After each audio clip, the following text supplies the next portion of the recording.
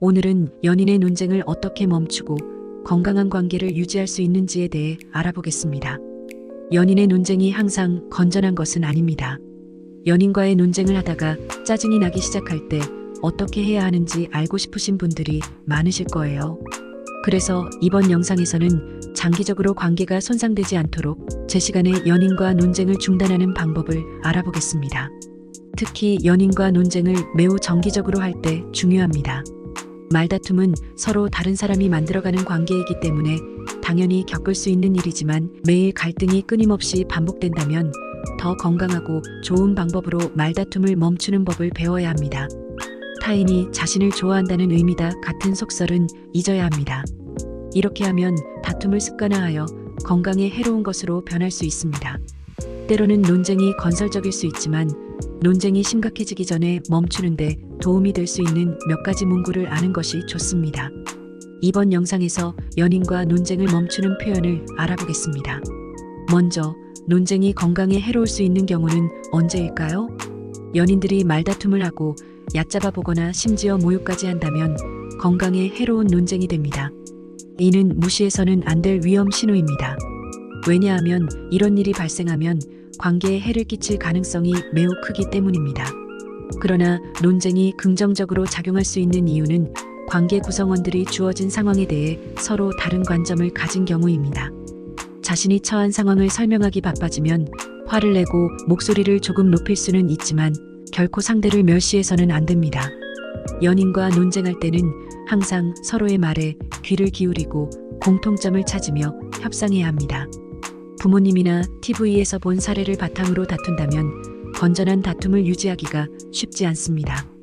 그러나 더 건강한 방식으로 논쟁하는 방법을 배우기 위해 항상 노력할 수 있습니다. 연인은 존중의 틀에서 논쟁하고 공통의 목표에 도달하기 위해 서로 다른 의견에 맞서 싸울 수 있습니다. 연인과 논쟁을 어떻게 멈출지 모를 때 다음 표현이 도움이 될 수 있습니다.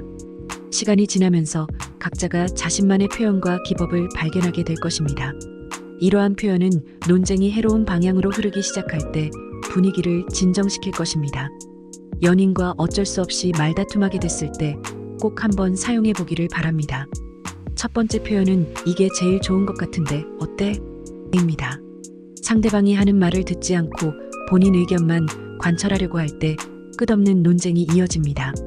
그럴 때 이 표현을 사용하면 상대는 공통점에 도달하기 위해 자신의 관점을 표현할 기회가 생겼다고 느껴서 논쟁이 식는 경우가 많습니다. 건전한 맥락에서 연인의 논쟁을 멈추는데 매우 적절한 표현으로 상대의 입장과 의견을 이해할 수 있습니다. 두 번째 표현은 내가 왜 화가 났는지 알아? 입니다. 논쟁이 발생한 이유를 명확히 하는데 도움이 되기 때문에 이 표현은 매우 강력합니다. 어쩌면 상대의 특정 습관이 거슬리지만 참고 있다가 결국 폭발했다는 결론에 도달할 수도 있습니다. 감정을 건전한 방법으로 적절하게 관리하는 방법을 배우지 않았다면 이 문구로 연인의 논쟁을 멈추기가 쉽지 않습니다. 다행히도 우리를 도울 수 있는 전문가가 있습니다. 치료사, 코치 또는 심리학자로부터 배우는 모든 것은 친구 및 직장 동료와의 관계에서도 도움이 될 것입니다. 결국 인간관계 개선이 관건이기 때문입니다. 세 번째 표현은 잠깐만 내가 뭘 말하고 있는지 들어줘입니다. 이 표현은 상대가 자신의 말을 무시하거나 중단하려고 할 때 사용할 수 있습니다. 상대가 자신의 말을 듣지 않는다고 느끼면 더 화가 나고 논쟁이 심화될 수 있습니다. 그래서 이 표현을 사용하면 상대에게 자신의 말을 듣고 이해해달라고 요청할 수 있습니다. 이 표현을 사용할 때는 목소리를 낮추고 침착하게 말하는 것이 중요합니다. 그렇지 않으면 상대가 공격적이라고 느낄 수 있습니다. 네 번째 표현은 잠깐 쉬자, 나중에 다시 얘기해보자입니다. 이 표현은 논쟁이 해로운 방향으로 흐르고 있을 때 사용할 수 있습니다. 어조가 공격적으로 변하고 상대를 비난하거나 공격하고 있다고 느끼면 잠시 휴식하고 나중에 다시 대화하는 것도 좋은 방법입니다. 이를 통해 관점을 바꾸고 토론을 건설적인 방향으로 이끌 수 있다. 분위기를 식힐 시간은 항상 있다. 다섯 번째 표현은 우리가 사랑하는 사이라는 걸 잊지 말자입니다. 이 표현은 논쟁이 심해지고 상대를 증오하거나 혐오하게 될 때 사용할 수 있습니다. 이 표현은 상대에게 자신의 감정을 표현하고 상대의 감정도 고려하고 관계를 회복하고 싶다는 의지를 보여줍니다. 이 표현을 사용할 때는 상대의 눈을 바라보고 몸짓과 표정으로도 사랑을 전달하는 것이 좋습니다. 그러면 상대도 자신의 감정을 조절하고 논쟁을 멈추고 관계를 개선하기 위해 노력할 것입니다. 6번째 표현은 내가 잘못했어, 미안해입니다. 이 표현은 자신이 실수했거나 잘못했을 때 사용할 수 있습니다. 이 표현은 상대에게 자신의 책임을 인정하고 사과하고 상처를 치유하고 싶다는 메시지를 전달합니다.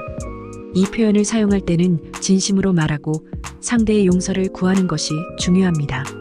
그러면 상대도 자신의 분노를 가라앉히고 관계를 회복하기 위해 협력할 것입니다. 7번째 표현은 우리가 어떻게 해결할 수 있을까? 입니다. 이 표현은 논쟁이 길어지고 해결책이 보이지 않을 때 사용할 수 있습니다.